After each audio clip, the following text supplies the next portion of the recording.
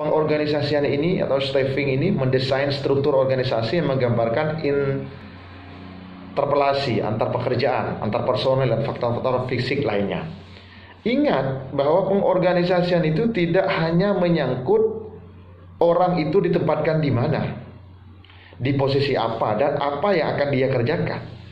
Tapi pengorganisasian di sini lebih bagaimana kemudian dia mampu melaksanakan tugas dari apa yang sudah dia posisikan hari ini, mampu juga membangun komunikasi dengan personalia lainnya, dan mampu menyesuaikan dengan faktor-faktor fisik yang ada atau sumber daya alam yang ada dalam perusahaan atau lembaga itu sendiri. Jadi tidak hanya karena dia di posisinya apa, tapi apakah dia punya kemampuan kira-kira membangun komunikasi dengan personalia yang lain, termasuk juga kemudian berkolaborasi dengan personal yang lain, itu juga dibutuhkan.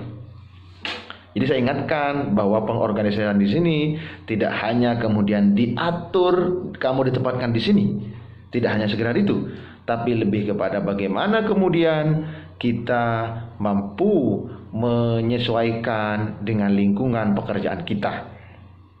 Itu pengorganisasian. Selanjutnya leadership atau pengarahan.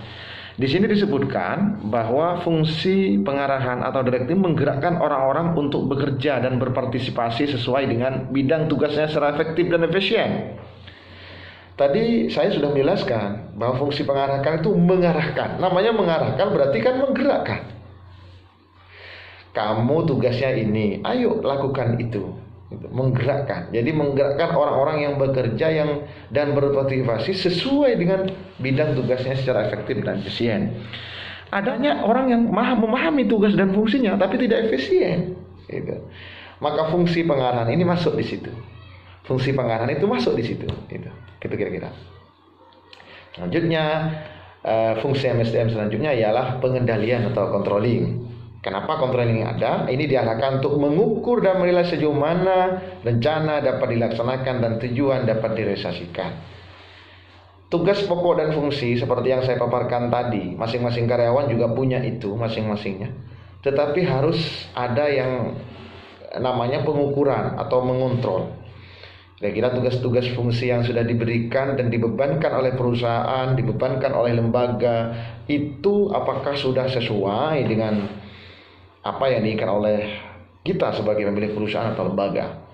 Maka secara otomatis fungsi MSDM yang ketiga adalah, yang keempat adalah pengendalian atau mengontrol berjalannya SDM yang ada.